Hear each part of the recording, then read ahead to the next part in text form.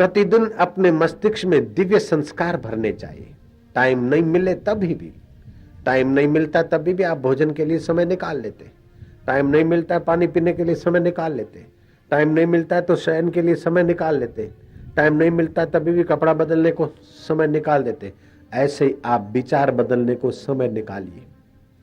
जो दुख के विचार है, घृणा के विचार है, चिंता के विचार है, नकारात्मक विचार है, भय के विचार है, उनको उखाड़िए। दुख के विचार को निकालने के लिए सुख के विचार भरिए। मेरा सुख स्वरूप मेरा रब मेरे साथ है। बाहर सिगरेट से क्या सुख लूंगा, शराब से क्या सुख लूंगा, कचरे पट्टी से क्या सुख लूंगा, सुख मेरे आत्मा में, परमात्मा में। हरि ओम हरि ओम हरि ओम। चिंता के विचार आए तो मैं निश्चिंत हूं। चिंता क्यों करूं, चिंतन करूंगा, चिंता नहीं। बीमारी के विचार आए तो आरोग्यता के विचार भरिए। काम विकार के विचार आए तो राम के विचार भरिए। जिन विचारों से तुम्हारा पतन होता है उन विचारों को हटाकर जिन विचारों से तुम्हारा उत्थान होता है वह अपने दिल दिमाग में भरिए।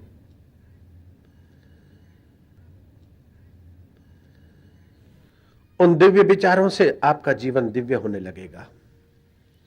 ऐसा धरती पे कोई आदमी नहीं कि एकाएक महापुरुष हो गया हो। ऐसी धरती पे कोई माई नहीं कि एक दिन में महान आत्मा बन गई हो। शबरी भीलन को देखो, चाहे मदालसा महारानी को देखो, मीरा को देखो या गार्गी को देखो, स्वयं प्रभा को देखो या सुलभा को देखो, अच्छे विचार भरते गए, हल्के विचार हटाते गए। सीता को खोज कर आओ, 1 महीने के अंदर मेरे पास रिपोर्ट ले आओ। 22 दिन हो गए, 23वां दिन बीत रहा है। भूख और प्यास ने सताया, सीता जी तो नहीं मिल रही। खोजते खोजते भूख प्यास ने ऐसा सताया कि व्याकुल हो गए। पानी दिखाई नहीं दे रहा है।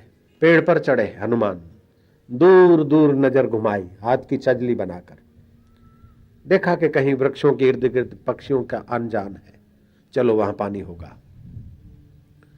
बुद्धिमान हनुमान, अंगद, जामवंत और साथी चलते चलते मीलों की यात्रा करते उस हरे भरे इलाके में आए।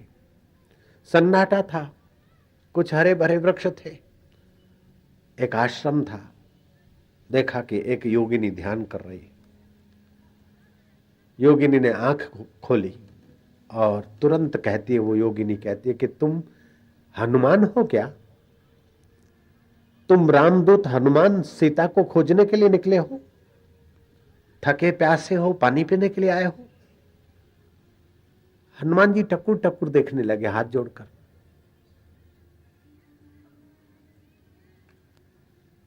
जामवंत भी देखने लगा, अंगद भी एक टक देखने लगा कि ये लड़की एकांत जंगल में रहती और हमारे मन की बात फटाफट कहे जा रही। देवी तुम कौन हो? देवी ने कहा मैं कौन हूं फिर बताऊंगी, तुम फल खा लो, पानी पी कर आ जाओ। फल खा लिया, पानी पी के आए। बोले मैं स्वयं प्रभा, उधारी प्रभा नहीं, स्व की प्रभा, अंतर आत्मा की प्रभा जगाने वाली में से। अंगद तुम सीता को खोज रहे हो, आंखें खोलकर खोज रहे हो क्या? अंगद ने कहा कि हाँ, तो हम कोई आंखें बंद करके थोड़े खोजेंगे, आंखें खोल खोल के हम तो खोज रहे, लेकिन सीता जी नहीं मिल रही। स्वयं प्रभा ने कहा कि सीता क्या है तुम नहीं समझते हो। सीता राम की आह्लादनी शक्ति है अंगद। सीता वो ब्रह्म विद्या है। उल्टी चाल चलते हैं दीवाने, दीदार के लिए बंद करते हैं आंखें। सीता का दीदार करना है तो आंखें बंद करके करो। भक्ति को पाना है, सीता को खोजना है तो आंखें बंद करनी पड़ेगी अंगद। मैं तुम्हें बता देती हूं सीता कहां है। स्वयं प्रभा ने जरा सा गोता मारा, आंखें बंद किया, फटाक से जान लिया। बोले इधर उधर बयाबान में क्या खोज रहे हो? लंका पार सीता अशोक वाटिका में बैठी, त्रिजटा उसकी सेवा में है तो रावण की दासी, लेकिन सीता के प्रभाव में आकर उनकी सेवा कर रही।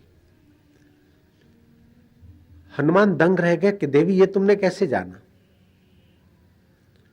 बोले गुरु ने मेरे को दीक्षा दी थी और मैं जप करते करते ध्यानस्थ हुई, और गुरु ने कहा कि उसी दिन तेरी साधना पूरी हो जाएगी। जब सीता को खोजते खोजते हनुमान भूखे प्यासे तुम्हारे आश्रम में आएंगे, जलपान लेंगे, उसी दिन तुम्हारी साधना पूरी हो गई, ये समझ लेना।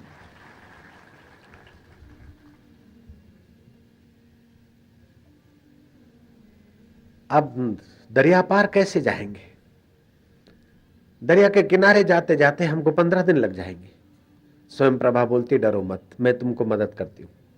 हनुमान, तुम आंखें बंद करो। जामवंत, अंगद और उनके सहायक सब आंखें बंद करो।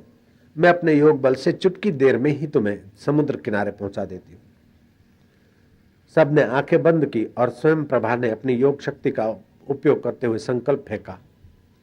रामायण में लिखा है, ठांडे सकल सिंधु के तीरा। आंखें बंद किया उस बयाबान में सैकड़ों माइल दूर, और आंख खुली चुटकी देर में समुद्र किनारे खड़े। ठांडे सकल सिंधु के तीरा। रामायण काल में तो ऐसा हुआ, लेकिन अभी भी कभी कभार ऐसा सुना जाता है। बद्री का आश्रम के तरफ जाते जाते रास्ते में पिप्पल कोटी आती, जोशीमठ के इर्द गिर्द। पिप्पल कोटी से उत्तर के तरफ नहीं, पूर्व के तरफ पैदल ही पैदल एक साधु चला, जोगियों का खोज करने के लिए। एक खास पर्वत में छुपी गुफा में जोगी रहते हैं। बहुत मुश्किल से वहां पहुंच ही गया। एक ब्रह्मचारी वहां के थे, ले गए।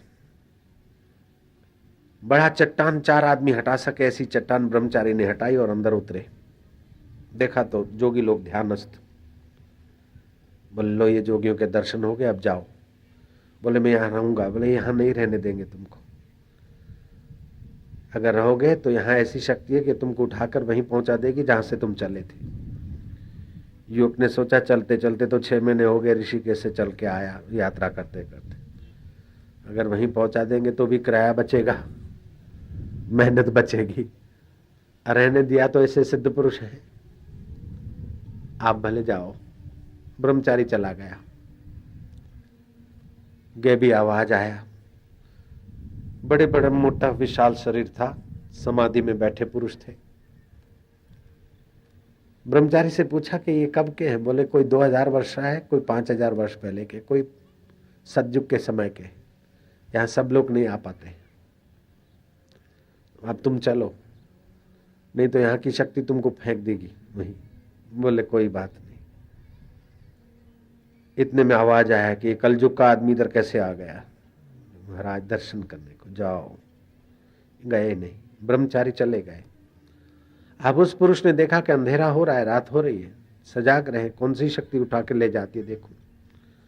देखते देखते देखते झोंका आया तो पीपल कोटी के आगे की गुफा में से। आंख खुली तो ऋषिकेश की फुटपाथ पे बैठे जयराम जी की।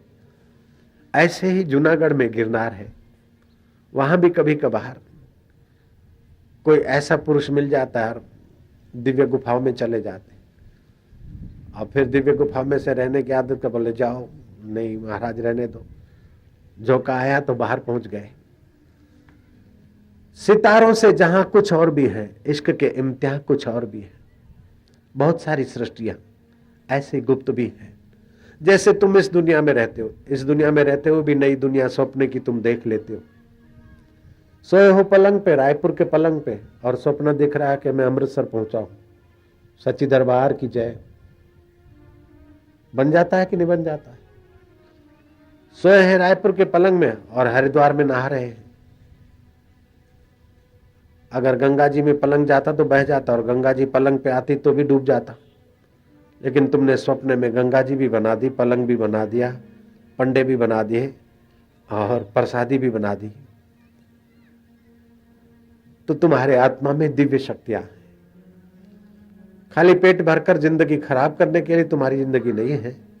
उस दिव्य शक्तियों का अंश जगाकर अपने दिव्य आत्मा को पहचान कर परमात्मा को पाकर अपना कल्याण कर ले और कुटुंब का भला कर ले। हरि ओम।